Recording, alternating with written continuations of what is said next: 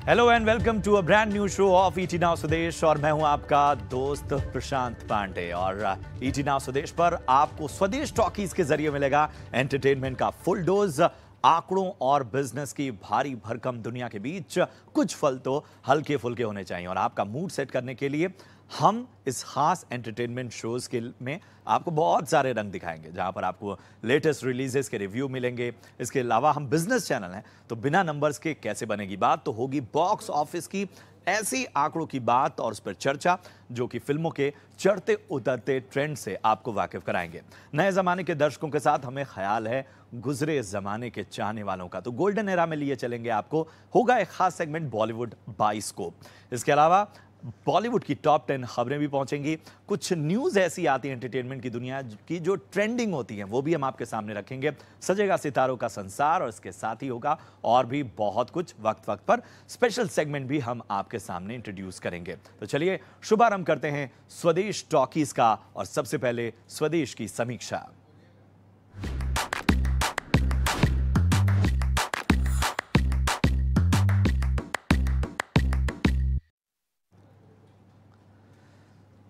तो अगर समीक्षा की बात करें तो आज वैसे तो कोई बड़ी हिंदी फिल्म खास तौर पे रिलीज नहीं हुई है, लेकिन हॉलीवुड की एक मशहूर फ्रेंचाइज मैग का दूसरा पार्ट जरूर रिलीज हुआ है। तो चलिए बताते हैं कि आपको ये फिल्म कैसी है। फिल्म मैग 2 को लेकर मेरी पहली राय, ये टोटल टाइम पास मूवी है। अपने फ्रेंड्स, फैमिली और खासकर बच्चों के साथ ये फिल्म देखने जाइए और मैं यकीन से कह रहा हूं कि आपको ये पैसा वसूल मूवी लगेगी। गजब के एक्शन सीन्स हैं, खास करके जो अंडर वाटर थ्रिल है वो तो जबरदस्त है, दमदार है। हाँ, लेकिन अगर आप ये सोचकर जा रहे हैं कि ये हटके फिल्म होगी, सरप्राइज एलिमेंट होगा, तो वहां आपको निराश होना पड़ सकता है। 1975 में स्टीवन स्पीलबर्ग की एक फिल्म आई थी, फिल्म का नाम था जॉज, याद होगा आपको।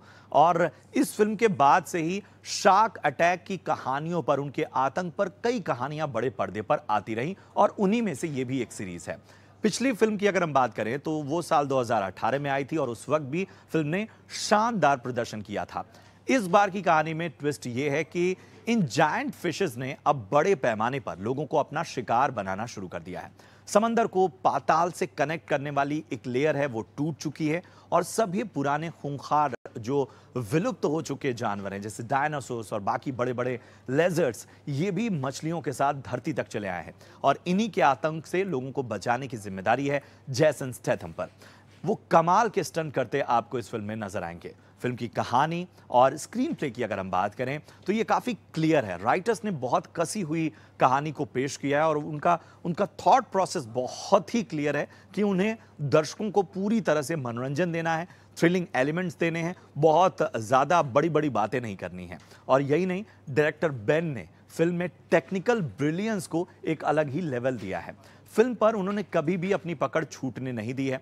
बेन अपनी पिछली फिल्म से कहीं और बड़े प्रॉमिस के साथ आए थे जब ये ट्रेलर रिलीज हुआ था और इस ट्रेलर को बहुत जबरदस्त रिसेप्शन मिला था और उन्होंने दर्शकों के साथ कोई धोखा नहीं किया है, बल्कि उन्हें कुछ ज्यादा ही ऑफर किया है।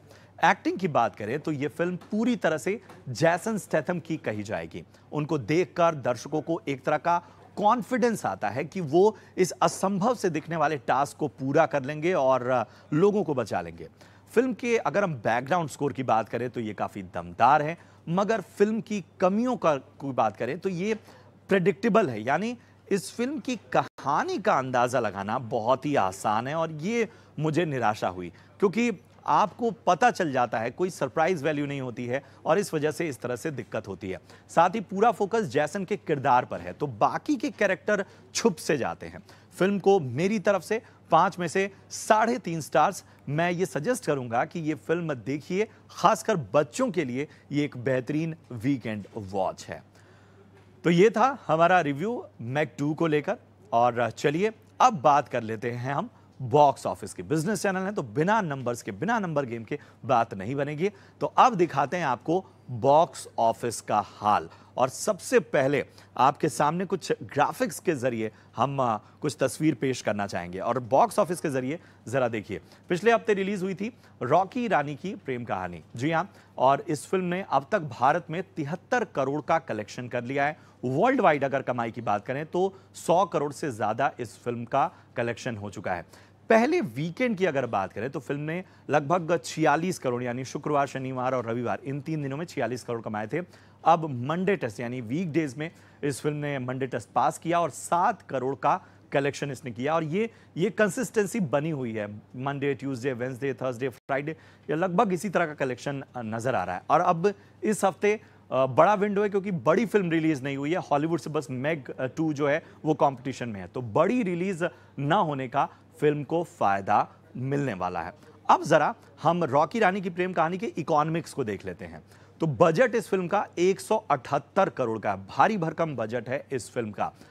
लेकिन राइट्स के जरिए इस फिल्म ने ज्यादा कमाई कर ली है। म्यूजिक राइट्स इस फिल्म के 30 करोड़ में बिक चुके हैं। अगर हम बाकी राइट्स की बात करें, सैटेलाइट राइट्स, इसके अलावा डिजिटल राइट्स, तो वहां से भी फिल्म की कमाई हुई। सैटेलाइट से 50 करोड़ का कलेक्शन इस फिल्म ने किया है सैटेलाइट राइट से। डिजिटल राइट्स 80 करोड़ में इस फिल्म के बिके हैं अमेजॉन प्राइम को।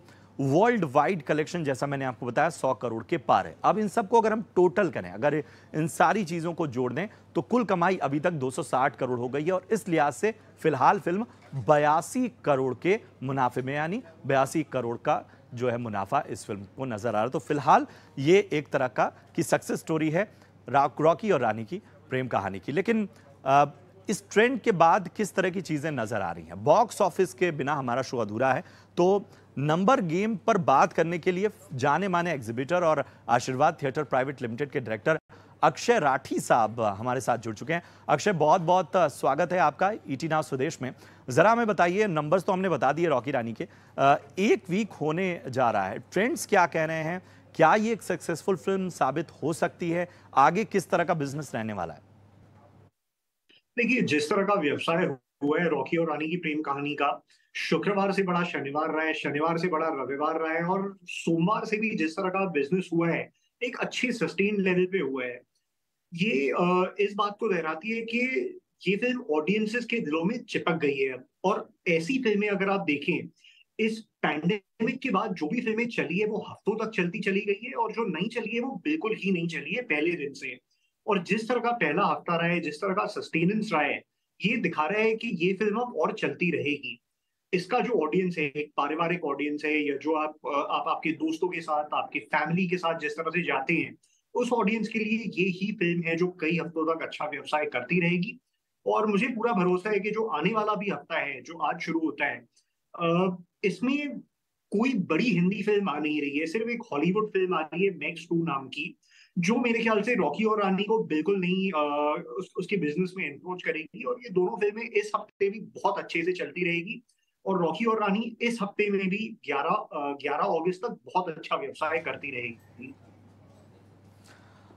बिल्कुल सही बात आपने कही कि इस हफ्ते कोई कंपटीशन नहीं है, तो एक बेहतर रन रॉकी और रानी को मिलने वाला है। एक चीज़ और समझना चाहेंगे, रॉकी रानी को इंक्लूड करें और इसके पहले की 2 फिल्मों को और मैं इंक्लूड करूंगा, जरा हटके जरा बचके, और इसके साथ ही एक फिल्म थी सत्य प्रेम की कथा। अब हम इस पूरे जॉनर को अगर देखें, रोमांटिक फिल्मों का, फैमिली फिल्मों का, तो ये हमेशा से एक बेहतर सेगमेंट रहा है। लेकिन हाल फिलहाल एक्शन की इतनी भरमार हुई कि इस सेगमेंट की फिल्में, इस थीम की फिल्में कम आई हैं। लेकिन सक्सेस स्टोरी कह रही है कि दर्शक अभी भी इस तरह की कहानियों में दिलचस्पी ले रहे हैं। ये मेरे ख्याल से जो रोमांटिक और फैमिली फिल्म है वो हमेशा ही बहुत बड़ा सेगमेंट रहा है, क्योंकि जो हमारे हिंदुस्तान का जो आम नागरिक है, वो अकेले फिल्म देखने नहीं जाता है। वो अपने दोस्तों के साथ जाते हैं या अपने परिवार के साथ जाते हैं। कलेक्टिव व्यूइंग एक्सपीरियंस होता है हिंदुस्तान में। और इसीलिए इस तरह की फिल्में अगर मनोरंजन से भरपूर हो, और जो हमारे दर्शक हैं उनके समय, उनके पैसे और उनके विवेक की इज्जत करें, तो ये जॉनर कभी मेरे ख्याल से आउट ऑफ फैशन नहीं जाएगा। और दूसरा, मेरे ख्याल से इस तरह की जो फिल्में हैं हिंदुस्तान में, जो फिर से मैं कह रहा हूँ, जो हमारे आम नागरिक हैं, ये सिनेमा में कुछ सीखने नहीं जाते हैं। ये अपने जीवन की जो कठोर वास्तविकताएं हैं, उनसे 2-3 घंटे के लिए मन बहलाने या मन हटाने के लिए सिनेमा घरों में जाते हैं। और इस तरह की जो हैप्पी गो लकी फिल्म होती है, जो फील गुड फिल्म होती है, वो ये सही मायने में करती है। और इसीलिए मैं मानता हूँ कि इस तरह की फिल्में कभी आउट ऑफ फैशन नहीं होगी, एज लॉन्ग एज हम उन्हें मनोरंजन से भरपूर बनाएं। जरा अटके जरा बचके में वो हुआ, सत्य प्रेम में वो हुआ, और रॉकी और रानी की प्रेम कहानी में तो पूरे तरीके से वो हुआ है, और इसीलिए ये फिल्में इतनी सफल रही है और आगे भी होती रहेगी। बिल्कुल।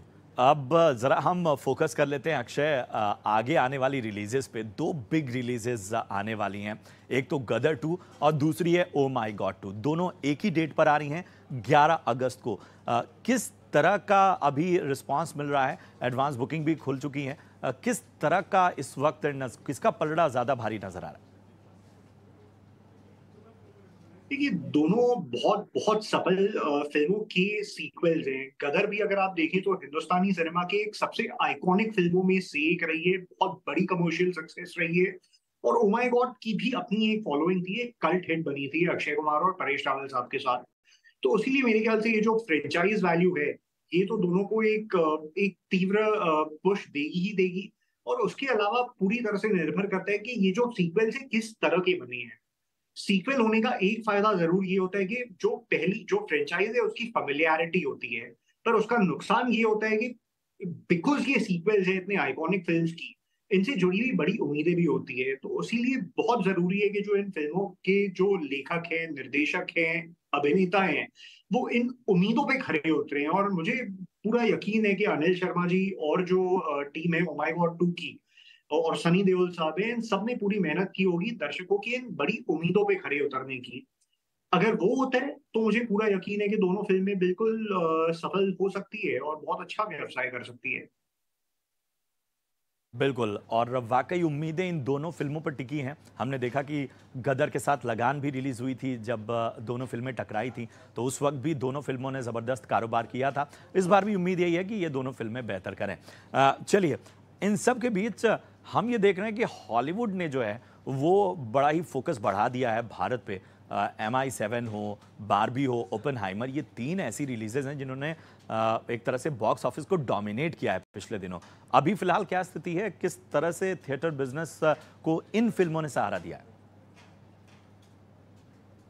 ये एक तरह से अगर आप देखें तो ये बहुत अच्छा महीना रहा है इंडियन बॉक्स ऑफिस के लिए, क्योंकि मिशन इम्पॉसिबल जो एक हॉलीवुड फिल्म में आई और 100 करोड़ रुपए का व्यवसाय व्यवसाय कर गई। उसके बाद ओपेनहाइमर आई जो क्रिस्टोफर नोलन की एक आइकॉनिक फिल्म है, वो भी 100 करोड़ का व्यवसाय कर गई है। और उसके बाद रॉकी और रानी की प्रेम कहानी आई जो फिर से 100 करोड़ का व्यवसाय कर रही है। तो मेरे ख्याल से तो बिल्कुल बहुत अच्छा समय रहा है हॉलीवुड की, हिंदी की। उसके साथ आप देखिए मराठी फिल्म है बाईपन मारी नाम की, वो बहुत अच्छा व्यवसाय कर रही है। दक्षिण भारत में की फिल्में हैं, कैरी ऑन जट्टा है पंजाब में, ये सभी फिल्में अच्छा व्यवसाय करना शुरू कर रही है। और ये इस बात का संकेत करता है कि लोग सिनेमा घरों में वापस आने बड़ी तादाद में तैयार हैं। हमें सिर्फ उनका भरपूर मनोरंजन करना है और उन्हें पैसा वसूल एंटरटेनमेंट देना है। और हॉलीवुड का जहां तक सवाल रहा, आप देखिए कई साल हो गए कि हॉलीवुड की बहुत सारी फिल्में हैं जो हिंदुस्तान की सबसे बड़ी ग्रॉसर्स में रही है। अगर आप अवतार 2 देखिए या अवेंजर्स एंड गेम देखिए, ये top 5 grocers of all time में है हिंदुस्तान के। तो हिंदुस्तान एक ऐसा मार्केट है जो कहीं से भी आए कंटेंट उसे उसे उसे अपनाने के लिए तैयार होते हैं हमारे दर्शक। हमें सिर्फ उन्हें पैसा वसूल एंटरटेनमेंट देना है, और वो फिर हिंदी फिल्म रहे या तेलुगु रहे या कन्नड़ा रहे या हॉलीवुड रहे, ऑडियंस हमेशा उन्हें सलाम करती है। बिल्कुल सही कहा अक्षय आपने, और वाकई जिस तरह का कंज्यूमर बेस है, हॉलीवुड का फोकस बन रहा है, दक्षिण भारत का फोकस यहाँ पर बन रहा है। अब बॉलीवुड को भी एक तरह से वेकअप कॉल है कि उन्हें अब ढेर सारा मनोरंजन वाला जो कंटेंट है वो बड़े पर्दे के लिए परोसना होगा, जो हाल फिलहाल बॉलीवुड ने दिया है। बहुत बहुत शुक्रिया करेंगे इस खास विश्लेषण के लिए अक्षय, आपका हमसे जुड़ने के लिए। और चलिए, इसी के साथ अब स्वदेश टॉकीज में वक्त हो गया एक छोटे से ब्रेक का। लेकिन ब्रेक के उस पार जैसा हमने आपसे वादा किया है कि थोड़ा लिए चलेंगे आपको रेट्रो एरा में, और आज हम बात करेंगे मीना कुमारी की, उनकी अनकही कहानी की। आखिर कैसे बनी वो ट्रेजेडी क्वीन?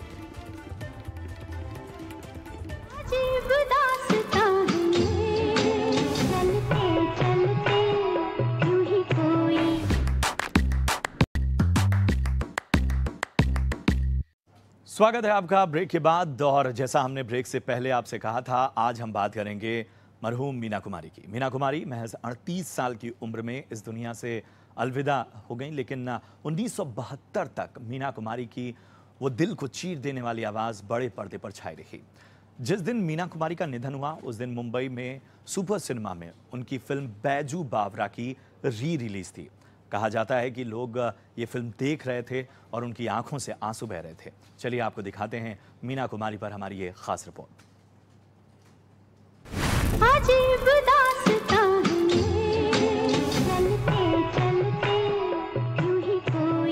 नवाब साहब, क्या ये मुमकिन है कि आप मुझे माफ कर दें? बॉलीवुड की ट्रेजेडी क्वीन कहे जाने वाली एक्ट्रेस मीना कुमारी आज हमारे बीच भले न हो, लेकिन उनकी सिनेमाई सौगात हमेशा अमर रहेगी। 1 अगस्त मीना कुमारी की बर्थ एनिवर्सरी होती है। बॉलीवुड ने मीना कुमारी को ट्रेजेडी क्वीन का खिताब दिया, लेकिन असल में मीना कुमारी की जिंदगी भी किसी ट्रेजेडी से कम नहीं थी। उनके बारे में कुछ दिलचस्प जानकारियां हम आपको इस रिपोर्ट में दिखाएंगे। मीना कुमारी का असली नाम महजबीन बानो था। महज 7 साल की उम्र में वो फिल्म लाइन में आ चुकी थी। बाद में मीना कुमारी नाम से फिल्म जगत में छा गईं। पहले उनका नाम बेबी मीना था। 1952 में आई फिल्म तमाशा में वो अशोक कुमार और देव आनंद जैसे दिग्गजों के साथ स्क्रीन शेयर करती नजर आईं। अपने दौर की सबसे ज्यादा फीस लेने वाली एक्ट्रेसेस में शुमार थी मीना कुमारी। औपचारिक पढ़ाई न होते हुए भी मीना कुमारी कई भाषाएं जानती थीं। उन्हें किताबें पढ़ने और लिखने का शौक था। मीना कुमारी जब गुजरी तो उन्होंने अपनी लिखी रचनाएं मशहूर गीतकार गुलजार के पास छोड़ दी। परिवार के खिलाफ जाकर उन्होंने डायरेक्टर कमाल अमरोही से ब्याह रचाया था। 10 साल चला ये रिश्ता आखिरकार एक दिन खत्म होना ही था। नींद की दिक्कत और डिप्रेशन से मीना कुमारी को शराब की लत लग गई। जिस शराब को वो कभी छूती नहीं थी, उसी ने बाद में उनकी जान ले ली। 31 मार्च 1972 को मात्र 38 साल की उम्र में उनकी मृत्यु हो गई। मीना कुमारी ने बॉलीवुड में खूब नाम कमाया। कहा जाता है कि दिलीप कुमार से लेकर राजकुमार तक सभी एक्टर्स उनके सामने अपने डायलॉग भूल जाया करते थे।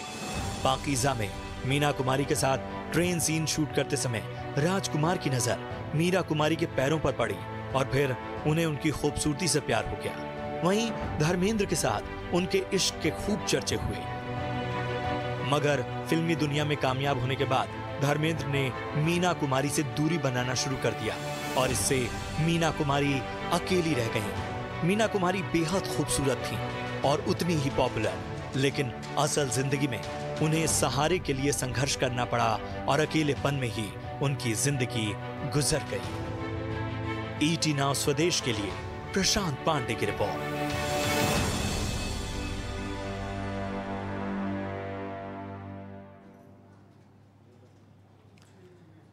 और चलिए इसके बाद अब आपको बहुत ही दिलचस्प रिपोर्ट दिखाते हैं, और ये रिपोर्ट है लोगों की बढ़ती हुई उस दिलचस्पी के बारे में जब ओटीटी से भी अब वो कहीं आगे निकल चुकी है। और ये दिलचस्पी है आवाज की दुनिया की ऑडियो स्ट्रीमिंग की।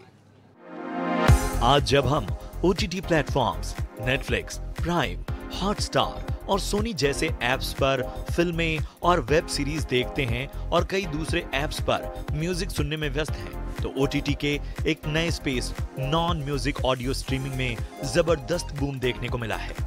पिछले साल सिर्फ भारतीयों ने पॉडकास्ट और ऑडियो बुक सुनने पर 1000 करोड़ रुपए खर्च कर दिए। तो आइए जानते हैं कितना बड़ा है non music audio streaming sector और आगे कितनी है ग्रोथ पोटेंशियल। इंस्टा मिलियनेयर, ये कहानी है एक नौजवान लड़के की जो उस रात बिलियनेयर बन जाता है जिस दिन गरीब होने की वजह से उसकी गर्लफ्रेंड ने उसका दिल तोड़ा था। वैसे तो ये घिसी पिटी मनोरंजक कहानियों की सीरीज सी लगती है, लेकिन पॉकेट एफएम पर यह सबसे ज्यादा कमाई करने वाला ऑडियो शो है। इतना ही नहीं, ऑडियो ओटीटी की बढ़ती लोकप्रियता का अंदाजा आप इस बात से लगा सकते हैं कि पिछले साल पॉकेट एफएम पर 80 मिलियन से ज्यादा नए यूजर्स जुड़े, जो ज्यादातर टियर 2 शहरों से थे या यूएसए से। एक अनुमान के मुताबिक हर दिन लोग काम करते हुए ड्राइविंग करते हुए या सोने से पहले औसतन 110 मिनट तक drama, sci-fi, horror, mythological series सुनने में अपना वक्त बिताते हैं। लेकिन इस फील्ड में पॉकेट एफएम अकेला नहीं है। ऑडिबल, कुकू एफएम और स्पॉटिफाई जैसे नाम भी इसमें शुमार हैं। कितना बड़ा है ऑडियो ओटीटी का बाजार? लंदन बेस्ड रिसर्च फर्म ओमडिया के मुताबिक पूरी दुनिया में करीब 150 करोड़ लोगों ने एक महीने में पॉडकास्ट और ऑडियो बुक्स सुने थे। वहीं भारत में यह संख्या 14 करोड़ के आसपास रही। वहीं बात अगर रेवेन्यू की करें तो साल 2022 में भारतीयों ने करीब 1000 करोड़ रुपए ऑडियो बुक्स, ड्रामा सीरीज और पॉलिटिकल डिस्कशन सुनने में खर्च कर दिए और अनुमान है कि 2027 तक ये आंकड़ा दुगनी से भी ज्यादा होकर 2200 करोड़ तक पहुंच जाएगा। वहीं ऑडिबल की कंट्री मैनेजर शैलेश सावलानी ने बताया कि पिछले साल हमने पेड लिसनर्स की संख्या में 39% की ग्रोथ देखी है, जो आगे भी जारी रहने की उम्मीद है।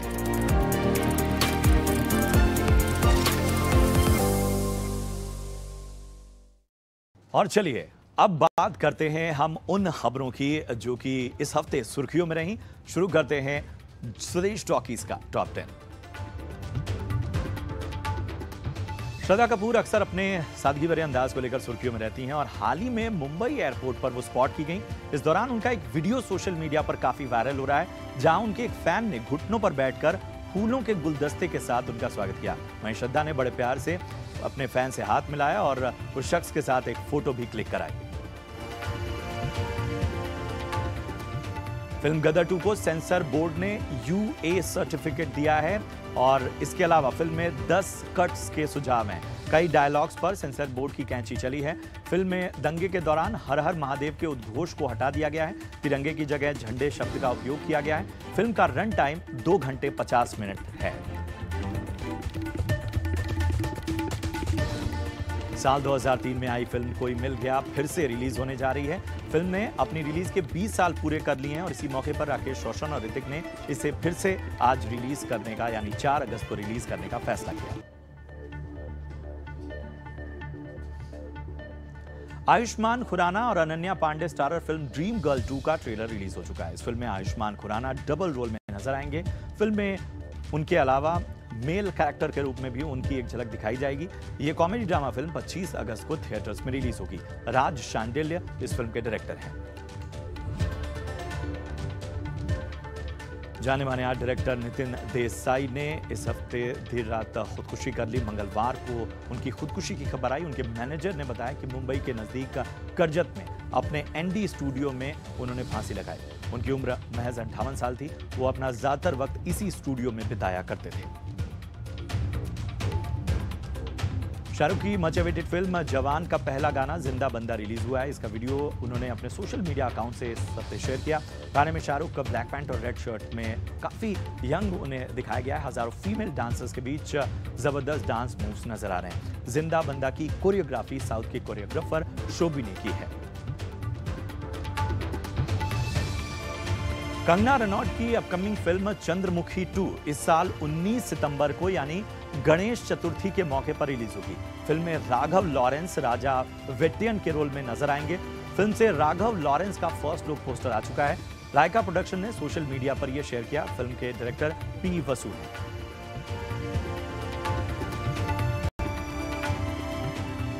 अक्षय कुमार स्टारर फिल्म ओ माई गॉड 2 को सेंसर बोर्ड ने ए सर्टिफिकेट दिया है। ना कि बोर्ड ने फिल्म में कोई कट नहीं लगाया पर 25 चेंजेस करने का सुझाव दिया है। इन बदलावों में सबसे बड़ा बदलाव यह है कि फिल्म में अक्षय को शिव नहीं बल्कि शिव भक्त के किरदार में दिखाया जाए।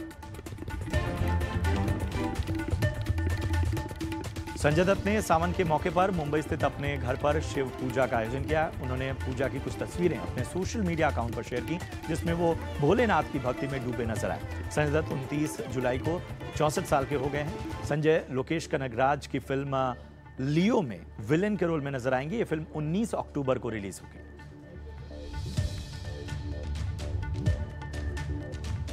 कार्तिक आर्यन की फिल्म चंदू चैंपियन से उनका फर्स्ट लुक सामने आ चुका है, जिसमें वो छोटे बाल और भारत का ब्लेजर पहने नजर आ रहे हैं। स्पोर्ट्स ड्रामा फिल्म को कबीर खान बना रहे हैं। कबीर ने इससे पहले बजरंगी भाईजान और 83 जैसी फिल्में दी हैं। तो ये था आज का स्वदेश टॉकीज और उम्मीद करते हैं कि आपको हमारा कंटेंट पसंद आया हो। कोई सुझाव है तो आप हमारे सोशल मीडिया पेजेस पर जाकर उन सुझावों को दे सकते हैं। फिलहाल मुझे और मेरी पूरी टीम को दीजिए इजाजत। आप देखते रहिए ईटी नाउ स्वदेश। नमस्कार।